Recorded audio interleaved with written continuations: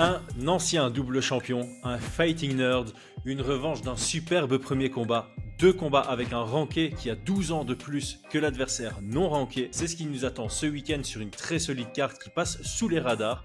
On analyse tout ça sous l'angle des codes de Paris, maintenant avec Brian Boulan. Yo, this is Dustin Poirier. Bienvenue à Fight Mind. Sous Fight Mind. Bienvenue sur Fight Mind. Pousse.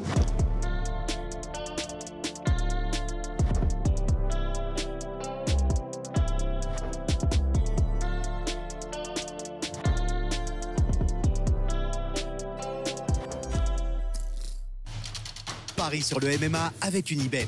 Quelle sera l'issue du combat? Une soumission? Un KO? Paris sur la prime numéro 1 avec Unibet. 100 € de bonus sur ton premier pari. La carte principale ouvrira chez les light heavyweight avec le numéro 15 UFC et le numéro 12 Fight Minds, Alonzo Menifield qui accueille Julius Walker dans la promotion. Alonzo Menifield, 12 ans plus âgé, affiche un palmarès de 15 victoires, 5 défaites et une égalité avec 8-5-1 sous la bannière de l'UFC. 87% de ses victoires sont avant la limite grâce à 9 KO et 4 soumissions. Julius Walker est invaincu en 6 combats, tous remportés par KO ou soumission. Alonzo Menifield doit se refaire après sa victoire contre Dustin Jacoby en décembre 2023. Il s'est fait finaliser par Hulberg et Murzakanov en 2024. Julius Walker est devenu champion du Synergy en juin 2024 contre Niall Bartling, a défendu ce titre contre Bevon Lewis 4 mois plus tard et a pris la ceinture du Peak Fighting 3 semaines après face à Myron Dennis.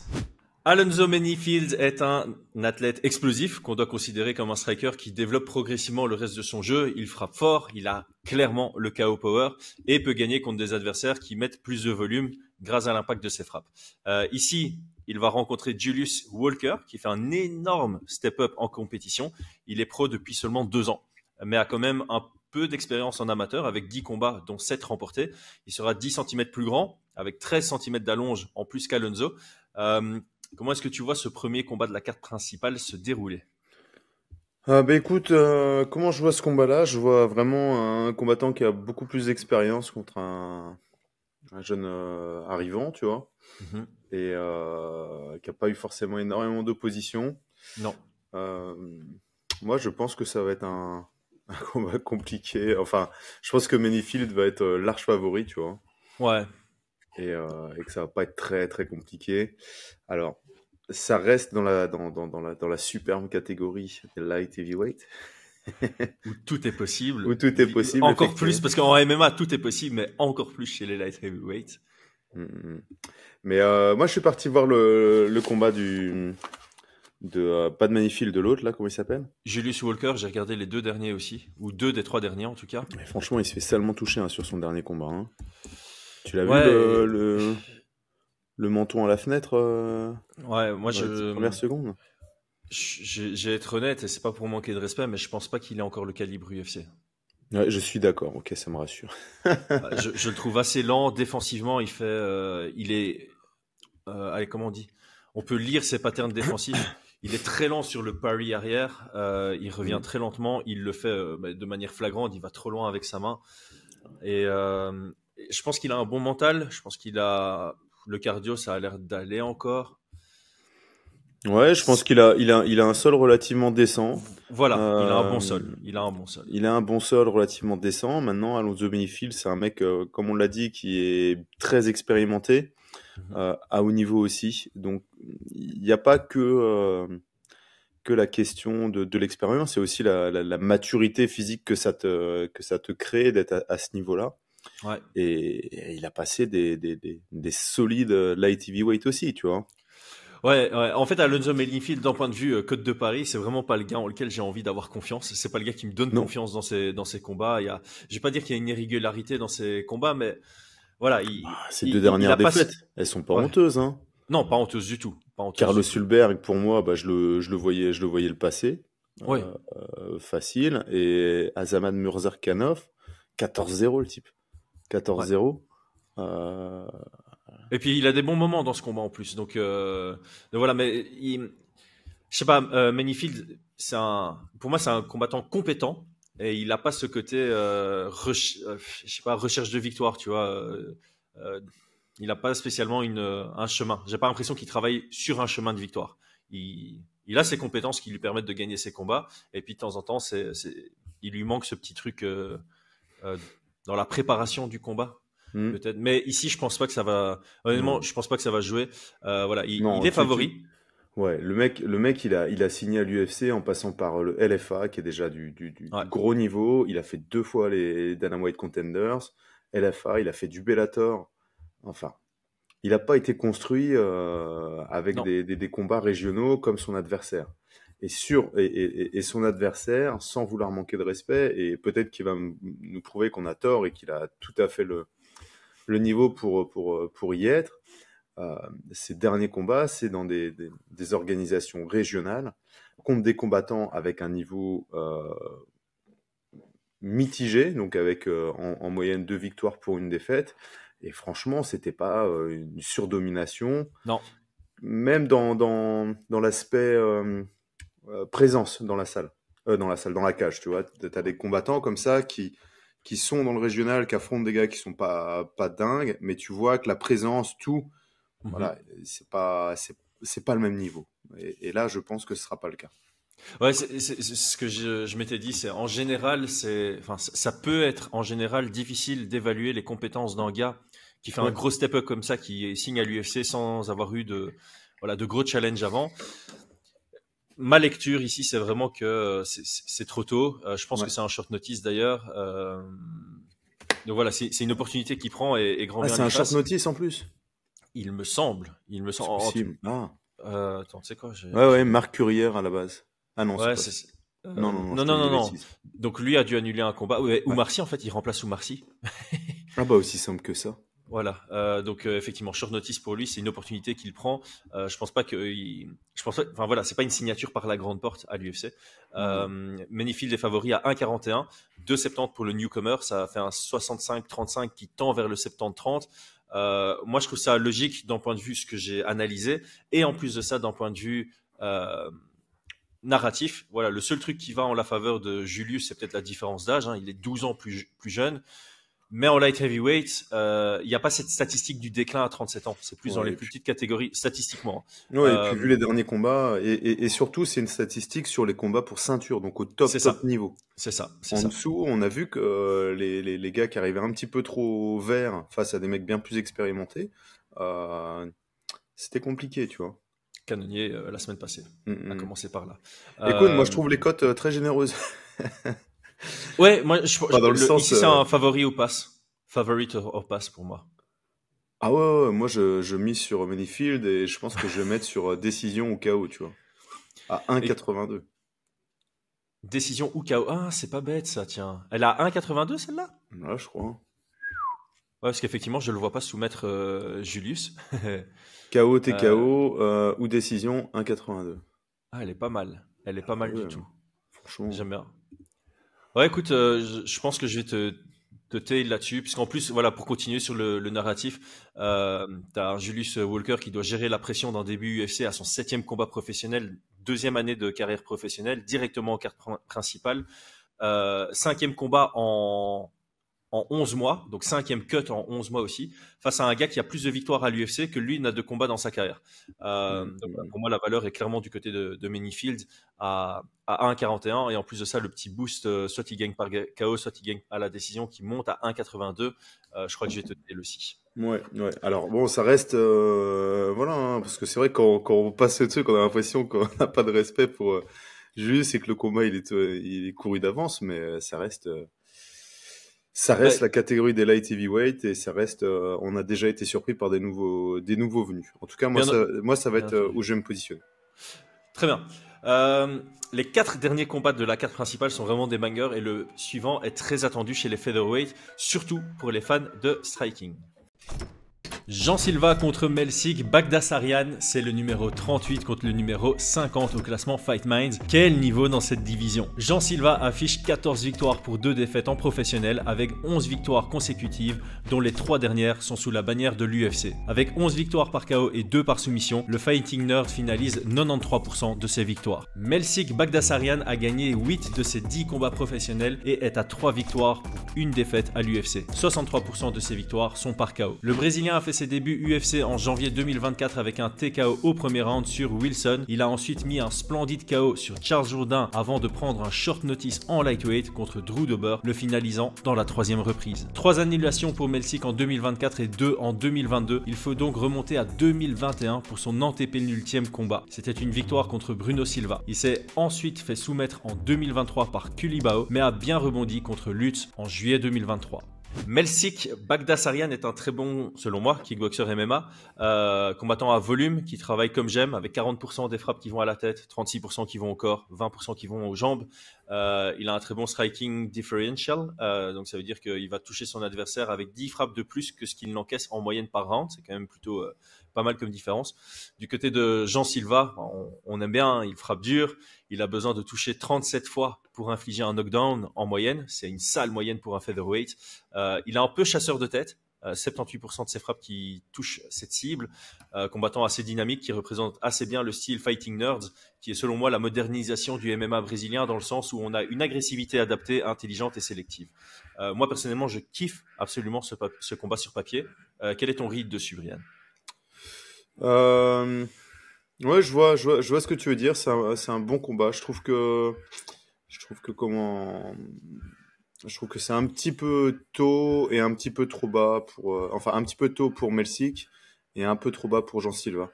Je pense que Jean Silva a prouvé qu'il aurait. Je m'attends. En fait, le problème de ce combat-là, c'est que je m'attends à ce que Jean Silva gagne facilement. Enfin, facilement. Gagne sans trop de surprise. Bah. Ça rejoint les cotes. On va déjà passer sur les cotes. Il est ultra favori, Jean Silva. Il est à 1.12. Melsik est à 5.40. C'est un 85-15. Alors, ok, never bet against fighting nerds. C'est une expression déjà depuis l'année passée. Mais là, je trouve ça un tout petit peu abusé quand même. Ah oui. Pour avoir regardé Melsik, franchement, il est bon, hein, Melsik. Ouais, il est bon. Jean Silva est meilleur, certes. D'un point de vue analyse, Jean Silva est meilleur. D'un point de vue narratif et Factor X, tout va dans le sens du Brésilien. Melsik est peu actif. Il sort d'une blessure à l'épaule il y a 8 mois. Il affronte un gars qui est à 4-0 depuis son dernier combat. Mais voilà, 1-12. Je peux pas. Melsik, il est vraiment pas mal. Il peut surprendre. Mais je prends pas non plus le Dogor Pass ici parce que, je le répète, never bet against fighting nerds. Non, ici, je pense rester loin. 1-12 m'attire pas pour Jean Silva.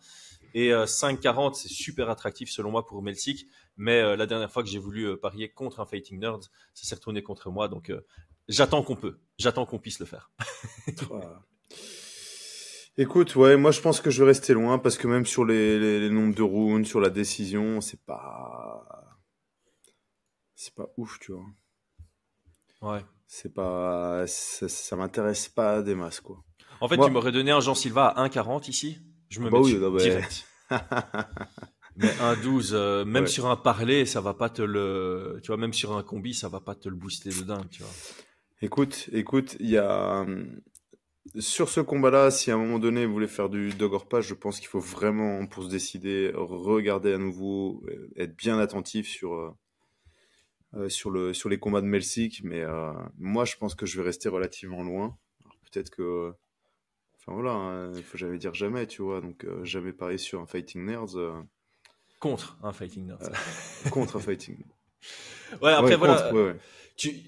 Le truc ici, tu mets 0,2 unités sur Melsik, tu peux gagner une unité. Ah, c'est pas vrai. C'est pas vrai. Et donc voilà, 0,2, c'est pas grand chose. Melsik, c'est en garde ouverte, il envoie beaucoup de middle. T'as un middle qui passe, qui écrase le foie.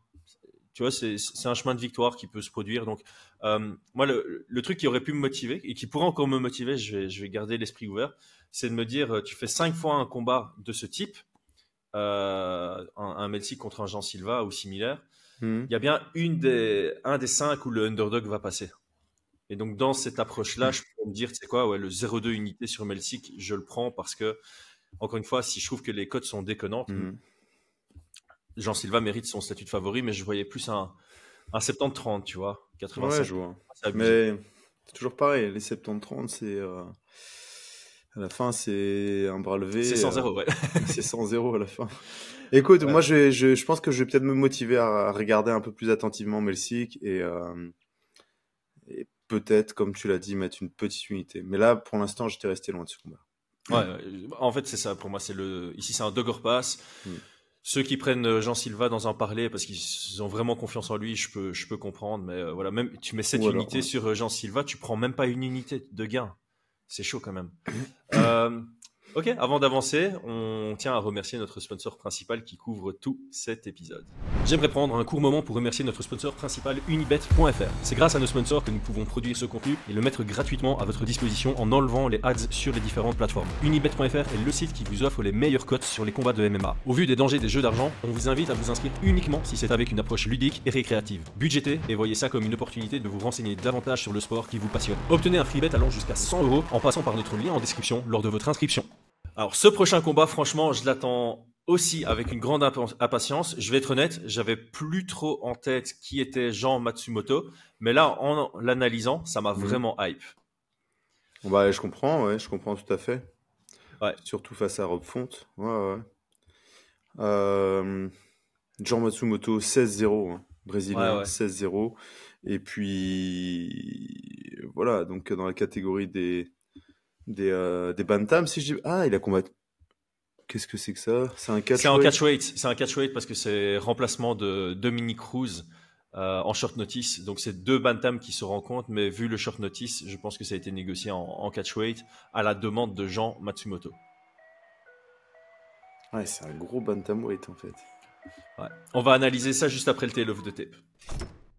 Rob Font est 9e au classement Fight Minds et au ranking UFC. Il rencontre Jean Matsumoto, 46e au classement Fight Minds, qui remplace Dominic Cruz en short notice. Rob Font, 12 ans plus âgé, fera son 30e combat professionnel et cherchera sa 22e victoire. Il est à 11-7 sous la bannière de l'UFC. 62% de ses victoires sont remportées avant la limite avec 9 KO et 4 soumissions. Jean Matsumoto est invaincu en 16 combats, dont les 2 derniers sont à l'UFC, avec 6 victoires par soumission et 3 par KO, soit 66% avant la limite.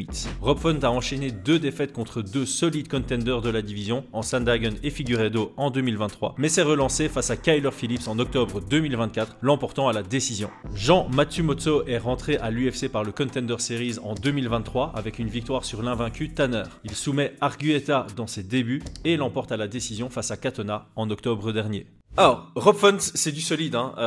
Il a un peu une carrière à la Jack Hermansson, dont on a déjà parlé sur Fight Minds. Jamais réellement rapproché du title shot, mais a toujours traîné entre la 6e et la 12e place du classement de la division depuis très longtemps. Il perd que contre du très solide en leur donnant un vrai challenge.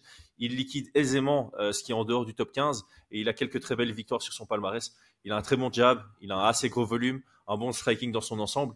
Son défaut, c'est sa lutte défensive, mais il va gagner des combats en étant impactant debout, même en prenant 6 takedowns, par exemple, contre Ricky Simon. Là, il va tester la valeur de Jean Matsumoto, qui fera son 4e combat à l'UFC seulement, donc il y a une différence d'expérience à haut niveau. Matsumoto est une ceinture noire au sol, avec un style Muay Thai debout. D'ailleurs, j'ai vu sur son Instagram qu'il se considère comme une ceinture noire de Muay Thai, mais je n'ai jamais compris les ceintures en Muay Thai. Bref, je sens quand même une petite inspiration du Dutch kickboxing, dans le sens où ça ancre fort ses appuis, ça frappe dur, ça combine simple pour être impactant. Il a l'air d'avoir un bon menton, ce qui colle bien à son jeu aussi. Son point faible, c'est la lutte offensive, selon moi. Donc, point faible, lutte offensive de son côté, lutte défensive du côté de Rob Font. Ça peut être une clé de victoire. Comment est-ce que tu scénarises cette opposition? Alors, sur ce combat-là, je vous avoue que je vois quand même Matsumoto assez favori, une bonne dynamique, solide, relativement complet. Mais par contre, ce qui m'inquiète un petit peu sur une potentielle victoire de Matsumoto, c'est son manque d'expérience. Et quand je parle de manque d'expérience, son manque de lucidité pour gérer son effort. Et de l'autre côté, on a un Rob Font qui frappe fort, vraiment fort, qui est capable de faire ses rounds, d'avancer, de rester concentré. Et je peux avoir une grille de lecture où je le vois prendre le 2e round et le 3e round, tu vois, comme il l'a fait à son dernier combat, ou de connecter, parce que c'est aussi un gros cogneur. Et j'ai trouvé que sur certains de ses combats, Jean Matsumoto, il y avait des ouvertures. Il a combattu donc Brad Katona.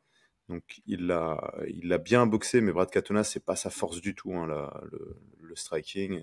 Il est complet, il est très très fort, mais c'est plutôt un lutteur, grinder, grappleur. J'ai trouvé qu'il y avait quand même des petites ouvertures. Donc, Il prend un sale coude dans le premier round. C'est là où je dis il semble avoir un bon menton parce qu'il l'encaisse et il bronche quasi pas, quoi.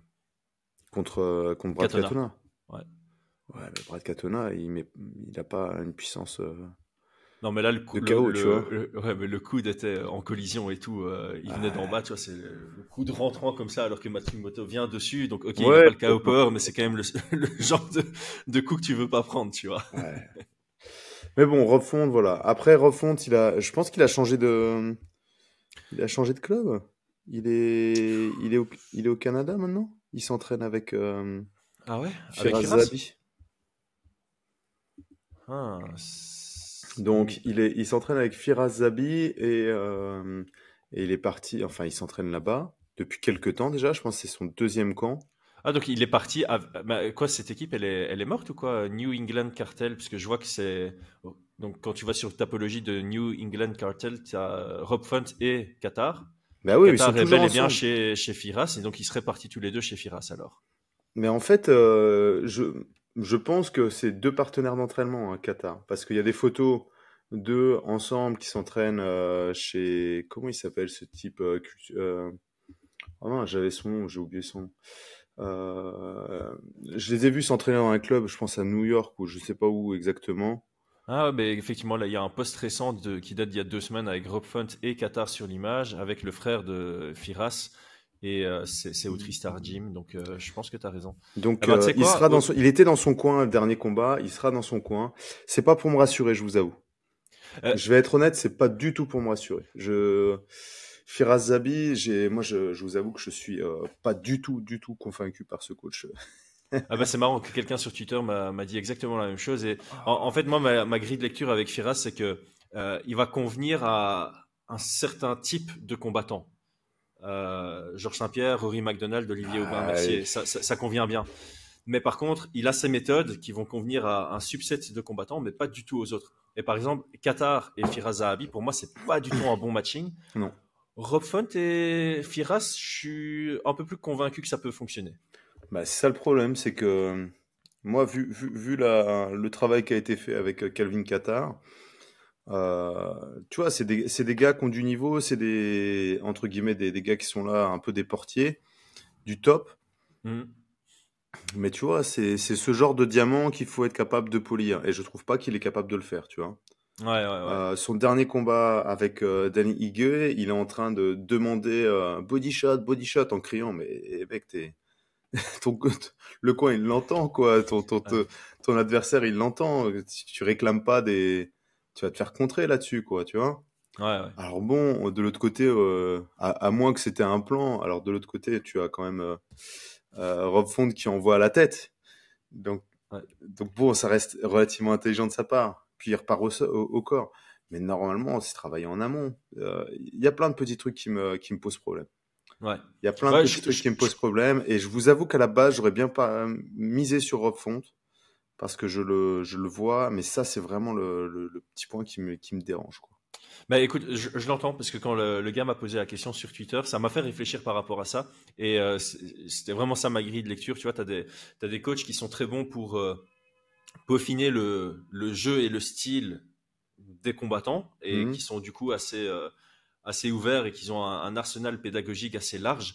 Et puis, tu as des coachs qui sont très axés sur leur méthode à eux et ça va pas convenir à de nombreux combattants. Ça va peut-être convenir à 5-6% de combattants, tu vois.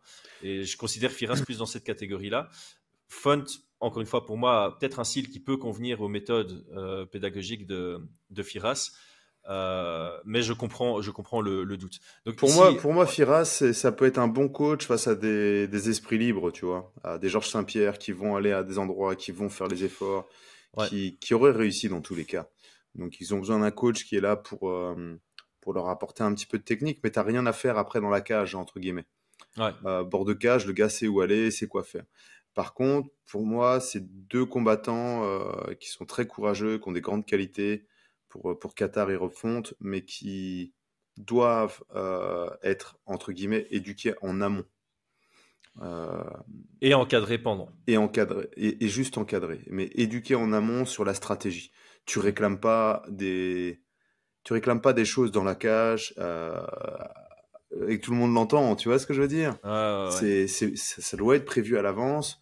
Le combat de Qatar, son dernier combat, je trouve qu'il y avait zéro solution, et donc t'as l'impression que ça n'a pas été très bien préparé comme combat.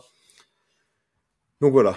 Moi, Ouais. sur ce combat-là, j'allais, franchement, je me suis dit, je vais mettre sur refonte, et là, Bah écoute, bon, j'ai la même hésitation que lui. Hein. Donc Rob Font, le vétéran, est underdog à 2,45. Jean Matsumoto est à 1,49. On est légèrement en dessous du 65-35.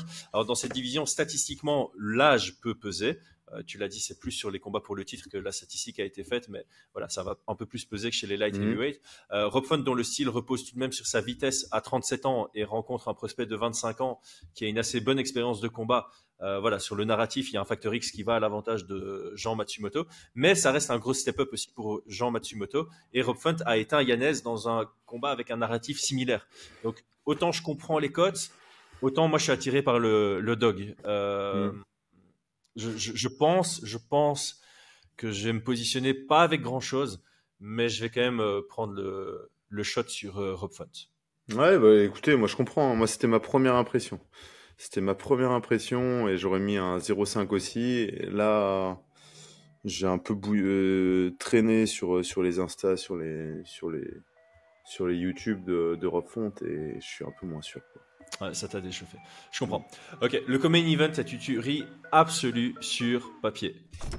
L'heure de la revanche a sonné. Brendan Allen, 8e au classement Fight Minds et 9 à l'UFC, et Anthony Fluffy Hernandez, 9e au classement Fight Minds et 12 à l'UFC, se sont rencontrés en 2018 pour la ceinture LFA, avec Fluffy qui l'emporte à la décision en fin d'un banger de combat. Brendan Allen est à 24-6 en carrière professionnelle, et la moitié de ses victoires et défaites sont à l'UFC. Avec 14 soumissions et 5 KO à son actif, il gagne 79% du temps avant la limite. Anthony Hernandez est à 13-2, dont 7 victoires et ses 2 défaites sous la bannière de l'UFC. Avec 8 soumissions et 3 KO, il n'est allé à la décision que pour 15% de ses victoires. Brendan Allen enchaînait sa 6e et 7e victoire consécutive face à Paul Craig par étranglement, et en prenant sa revanche à la décision partagée contre Chris Curtis en 2024, avant d'échouer contre Nassourdine Imavov à Paris. Fluffy est sur une série de 6 victoires, dont les 3 dernières sont Shabazan par KO en 2023, Kopilov via étranglement arrière et Michel Pereira dans la 5e reprise en octobre 2024. Alors, on vous l'a analysé mardi, donc allez voir si c'est pas encore fait. Profitez-en pour vous abonner, parce que si c'est pas fait, c'est que vous n'êtes pas abonné. Normalement, notre analyse devrait vous motiver à suivre le combat avec attention. Brian, toi, tu semblais intéressé par Brendan Allen, une rédemption dans ce combat. Sa cote est encore plus intéressante que mardi. Il est passé à 3,10 contre 1,32 pour Fluffy. On dépasse donc le 70-30. Est-ce que tu déclenches sur Brendan Allen? Non. Non, je vous ai dit, je suis parti faire mon tour sur YouTube, et il y a un petit élément supplémentaire. Il est jeune papa. Il vient d'avoir un... je pense que c'était le sien. En tout cas, je l'ai vu sur une vidéo avec un bébé, tu vois, dans les bras. Lui aussi, il pense que c'est le sien. Ouais.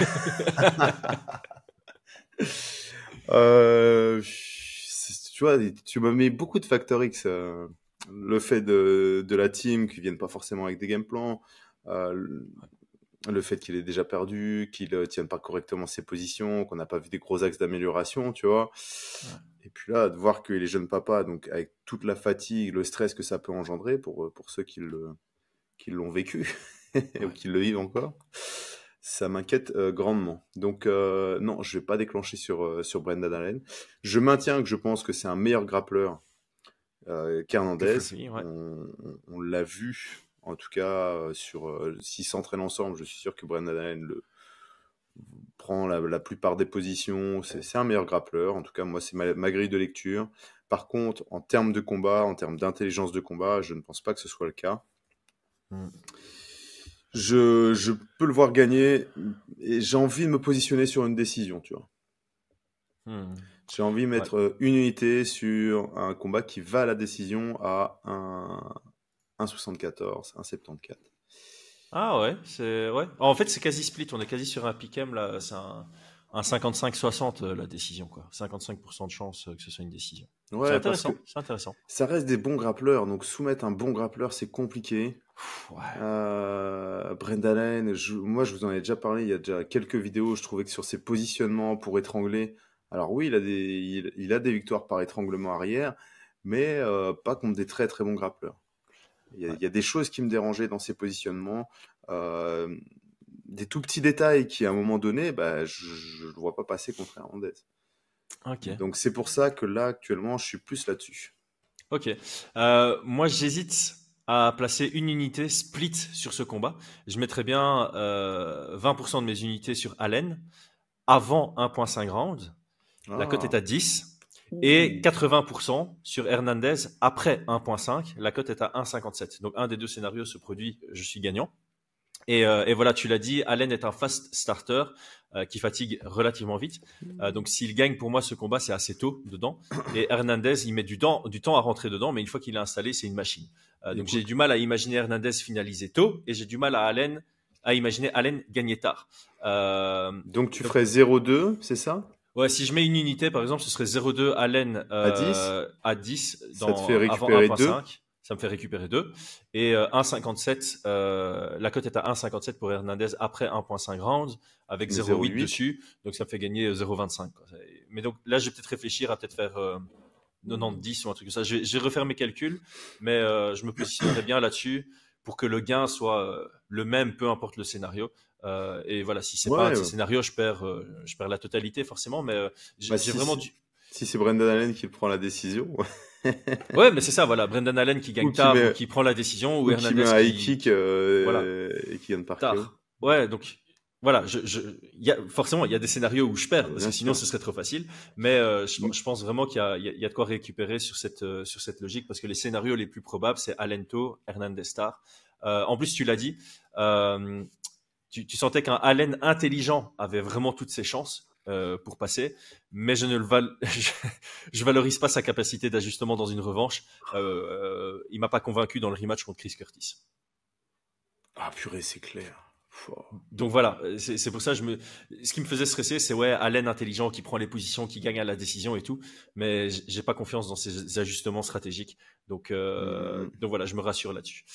Écoute, moi je trouve que c'est pas mal comme scénario ce que tu as dit. Moi je reste sur une unité à la décision. Je pense que voilà, on va avoir deux forces assez équivalentes. Ils se sont déjà rencontrés, ils sont allés à 5 rounds à la décision. 1,74, je trouve que c'est vraiment, vraiment correct. Donc voilà, je suis positionné là-dessus. Je comprends totalement. Passons au main event, l'ancien double champion qui cherche à retrouver le chemin vers la victoire dans un troisième très gros challenge depuis sa sortie de retraite.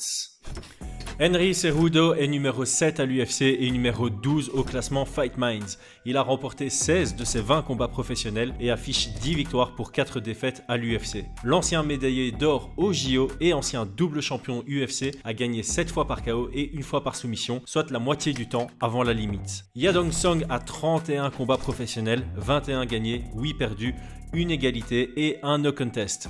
À l'UFC, il est à 10-3-1 et est 8e au ranking de la promotion, 10e au ranking Fight Minds. Avec 9 combats remportés par KO et 3 par soumission, il finalise 57% de ses victoires. Ce dernier aura un avantage de taille avec 1m73, soit 10 cm de plus que Cejudo. La longe sera similaire avec 1m70 pour le chinois contre 1m71. Le gros gap au niveau des statistiques est évidemment dans la lutte, puisque l'américain claque 2 takedowns par 15 minutes, ce qui sera mis à l'épreuve face aux 72% de réussite défensive du représentant de la Team Alpha Male. En 2019, Henry Cejudo défendait sa ceinture prise à Mighty Mouse contre TJ Dillashaw avant de monter en bantamweight pour prendre la ceinture vacante face à Marlon Moraes et la défendre face à l'ancien champion Dominick Cruz par TKO au deuxième round. Il prendra sa retraite pour revenir 3 ans plus tard directement pour challenger le champion Aljamain Sterling, s'inclinant à la décision partagée. En février 2024, il s'incline à nouveau contre le champion actuel Merab Dvalishvili. En 2022, Yadong Song éteignait Marlon Moraes avant de tomber court contre Cory Sandhagen.